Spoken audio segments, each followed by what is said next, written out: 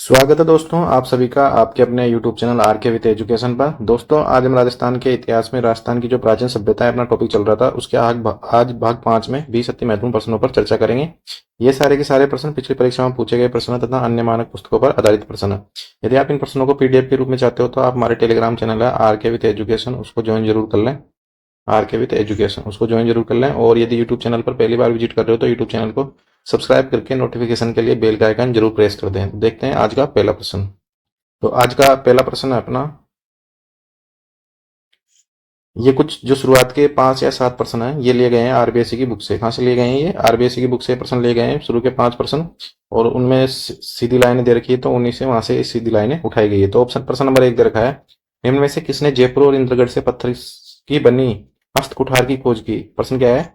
निम्न में से किसने जयपुर और इंद्रगढ़ से पत्थर की बनी हस्त कुठार की खोज की? इसका ऑप्शन 1 दे रखा है कर्नल जेम्स टोड, ऑप्शन 2 दे रखा है रॉबर्ट क्लाइव, ऑप्शन 3 दे रखा है कर्नल बर्ट, ऑप्शन 4 दे रखा है सीए हैकेट, ऑप्शन 5 दे रखा है अनुत्तरित पर्सन।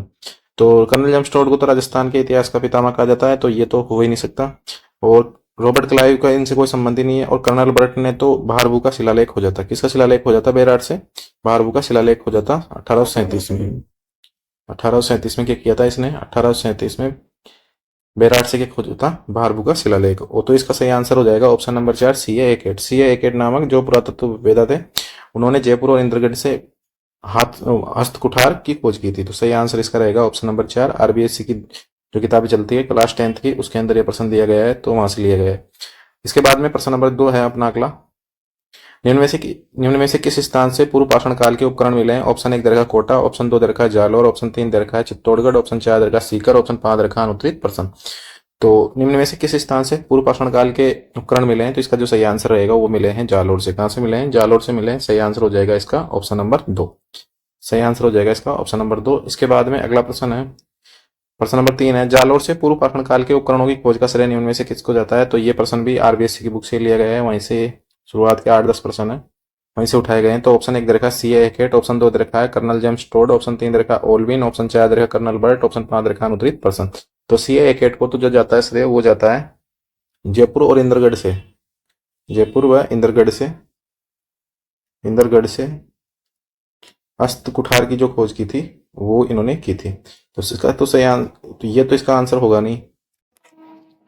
और कर्नल बट ने पिछले प्रश्न में बताया भारभू के शिलालेख की खोज की थी, इसने भारभू शिलालेख की खोज की थी 1837 में। तो ये इसका उत्तर नहीं होगा। तो इसका जो सही आंसर रहेगा वो रहेगा ओल्विन। क्या रहेगा सही आंसर? ओल्विन। ओल्विन ने पूर्व पाषाण काल के उपकरणों की खोज की थी जालोर से। तो सही आंसर इसका रहेगा ऑप्शन नंबर 3।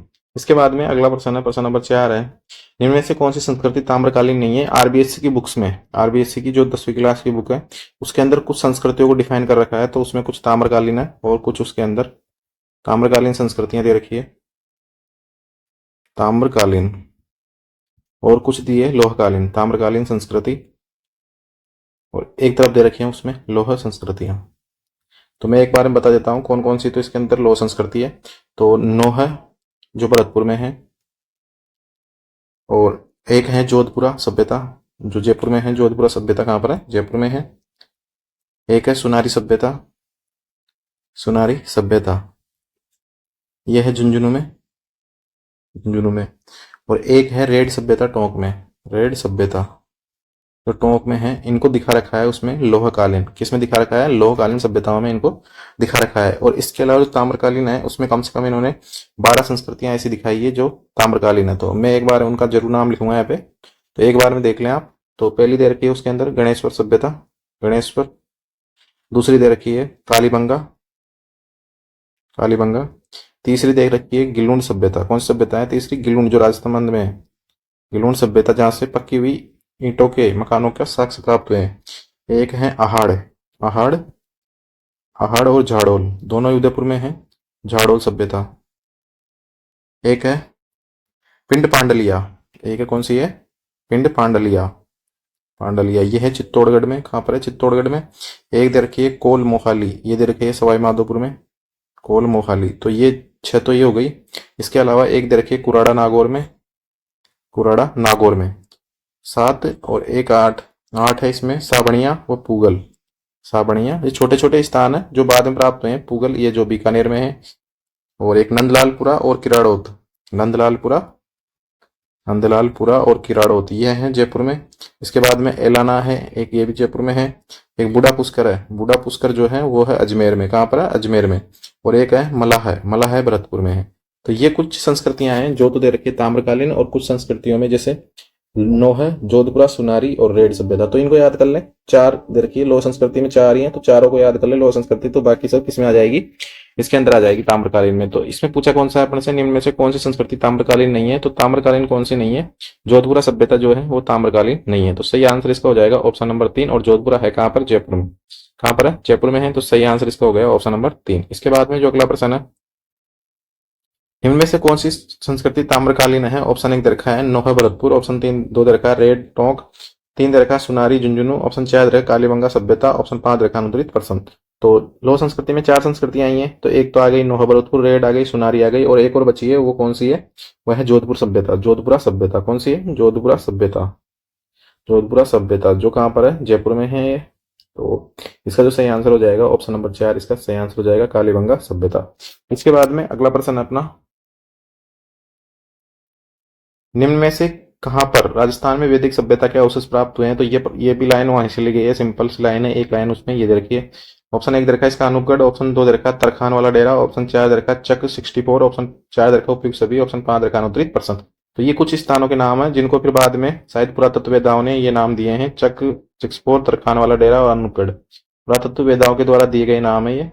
तो इसका जो सही आंसर रहेगा वो रहेगा उपयुक्त सभी। उपयुक्त तीनों स्थान है, अनूपगढ़, तरखान वाला डेरा, चक 64। तो इसका सही आंसर हो जाएगा उपयुक्त सभी, ऑप्शन नंबर 4।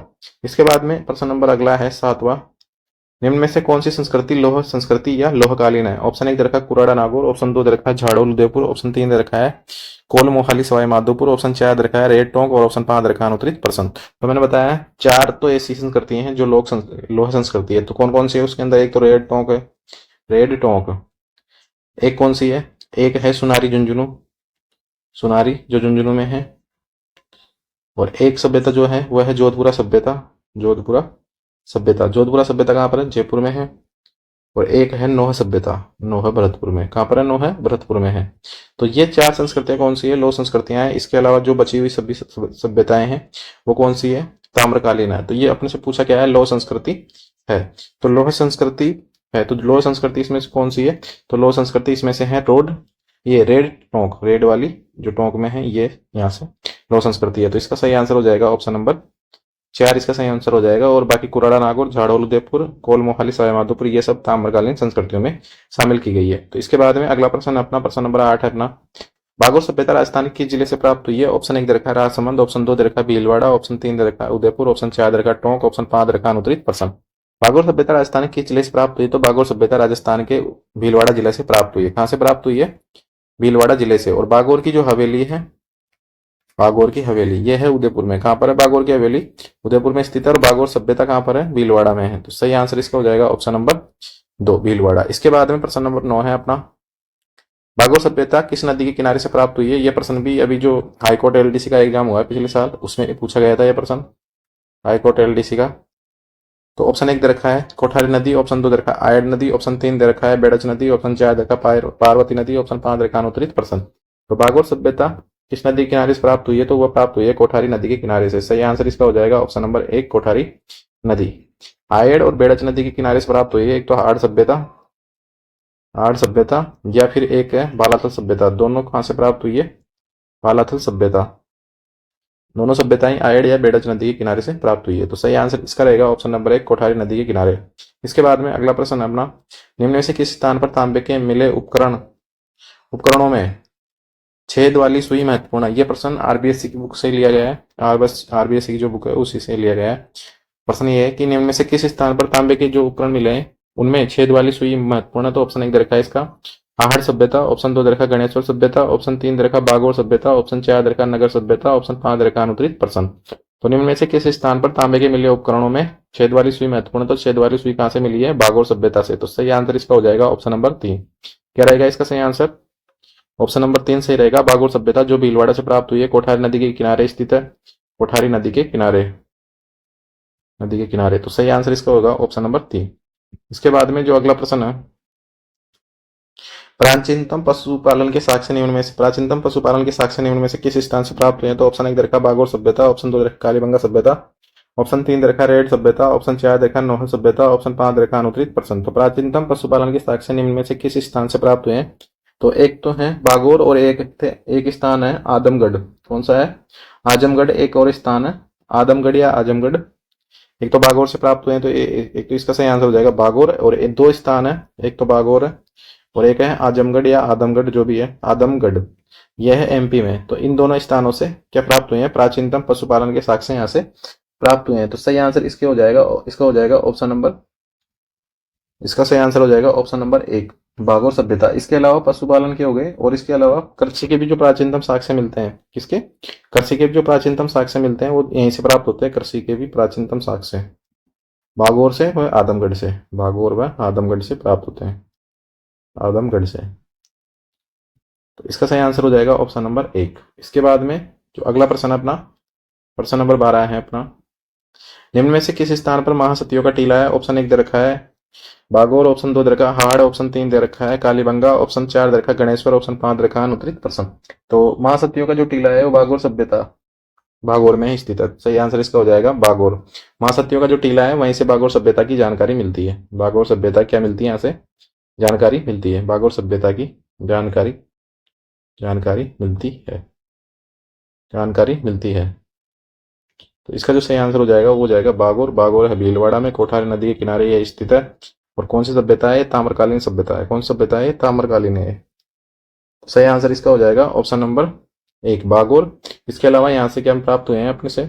पशुपालन व कृषि के प्राचीनतम साक्ष्य यहाँ से प्राप्त हुए हैं, कृषि के प्राचीनतम साक्ष्य। तो सही आंसर इसका रहेगा ऑप्शन नंबर 1। इसके बाद में अगला प्रश्न है प्रश्न नंबर 13 है, निम्न में से किस सभ्यता को आदिम संस्कृति का संग्रहालय कहा जाता है? ऑप्शन 1 दे रखा है कालीबंगा सभ्यता, ऑप्शन 3 दे रखा है आर्य सभ्यता, ऑप्शन 3 दे रखा है गणेश्वर सभ्यता, ऑप्शन 4 दे रखा है अनुत्तरित प्रश्न, ऑप्शन 5 इसका रहेगा बागोर सभ्यता। कौन सी सभ्यता रहेगा? बागोर सभ्यता। इसमें शायद एक ऑप्शन डालना भूल गया, बागोर सभ्यता। तो इसका जो सही आंसर रहेगा आदिम संस्कृति का जो संग्रहालय कहा जाता है वो कहा जाता है बागोर सभ्यता। किसको कहा जाता है? बागोर सभ्यता को। तो इसका सही आंसर रहेगा बागोर सभ्यता। इसके बाद में जो अगला प्रश्न है अपना प्रश्न नंबर 14 है, नगर सभ्यता राजस्थान के किस जिले से प्राप्त हुई है? तो एक तो है नगर सभ्यता, एक है नगरी सभ्यता, एक है रेड सभ्यता, एक है इस्वाल सभ्यता और एक है सुनारी सभ्यता। ये सभ्यताएं एक बार में बता देता हूं मैं किस किस जिले से प्राप्त हुई है। तो नगर जो है ये तो है टोंक में, कहां पर है?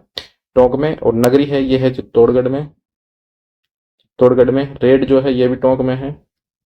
इस्वाल जो है ये उदयपुर में है। तो उदयपुर में 3 सभ्यताएं हो गई अपनी अभी तक। उदयपुर में अपने पास में 3 सभ्यताएं हो चुकी है। अब जब तक अपन ने जहां तक पढ़ लिया, तो एक तो हो गई आहड़, एक हो गई झाड़ोल और एक हो गई अपनी कौन सी? इस्वाल। ये 3 सभ्यताएं अब तक हमने उदयपुर में पढ़ ली। इसके अलावा नगरी चित्तौड़गढ़ में आ गई, रेड इसके अंदर आएगी और सुनारी सभ्यता जो है वो झुंझुनू में है। और ये कौन सी संस्कृति है? लोह संस्कृति है, लोह संस्कृति है। तो नगर सभ्यता राजस्थान के जिले से प्राप्त हुई है, तो ये प्राप्त हुई है टोंक जिले से। तो सही आंसर इसका रहेगा ऑप्शन नंबर 2। सही आंसर क्या रहेगा? ऑप्शन नंबर 2 इसका सही आंसर रहेगा। इसके बाद में अगला प्रश्न है प्रश्न नंबर 15 है, निम्न में से किस स्थान से मालव जनपद के 6000 तांबे के सिक्के प्राप्त हुए हैं? 6000 तांबे के सिक्के प्राप्त हुए हैं। तो ऑप्शन 1 दे रखा है नगर सभ्यता, ऑप्शन 2 दे रखा है गणेश्वर सभ्यता, ऑप्शन 3 दे रखा है आर्य सभ्यता, ऑप्शन 4 दे रखा है सुनारी सभ्यता, ऑप्शन 5 दे रखा है अनुत्तरित प्रश्न। तो निम्न में से किस स्थान से मालव जनपद के 6000 सिक्के प्राप्त हुए हैं तो तांबे के? तो वो है नगर सभ्यता से। मालव जनपद के बारे में जो भी जानकारी मिलती है, मालव जनपद के बारे में, जनपद के सिक्के और इनकी जो जानकारी है वो कहां से प्राप्त होती है? या तो नगर सभ्यता से प्राप्त होगी या फिर वो प्राप्त होगी रेड सभ्यता से, रेड सभ्यता से। ये 2 सभ्यता दोनों ही टोंक में है और टोंक में से ही इनके बारे में जानकारी प्राप्त होती है, मालव जनपद के बारे में। तो इसका जो सही आंसर रहेगा वो रहेगा ऑप्शन नंबर 1। इसके बाद में तो इसका सही आंसर हो जाएगा नगर सभ्यता। क्या रहेगा इसका सही आंसर? ऑप्शन नंबर 1 इसका सही आंसर हो जाएगा नगर सभ्यता। इसके बाद में अगला प्रश्न है प्रश्न नंबर 16 है, निम्न में से किस स्थान पर शुंगकालीन महिषासुर मर्दिनी की प्रतिमा प्राप्त हुई है? तो इसका ऑप्शन 1 दे रखा है रेड सभ्यता, ऑप्शन 2 दे रखा है नगर सभ्यता, ऑप्शन 3 दे रखा है इस्वाल सभ्यता, ऑप्शन 4 दे रखा है सुनारी सभ्यता, ऑप्शन 5 दे रखा है अनुत्तरित प्रश्न। तो सुनारी सभ्यता तो है झुंझुनू में, कहां पर है? झुंझुनू में। इस्वाल सभ्यता है उदयपुर में और नगर सभ्यता है टोंक में और रेड सभ्यता भी कहां पर है? टोंक में। तो शुंगकालीन महिषासुर मर्दिनी की जो प्रतिमा प्राप्त हुई है वो प्राप्त हुई है नगर सभ्यता टोंक से। तो सही आंसर इसका रहेगा ऑप्शन नंबर 2।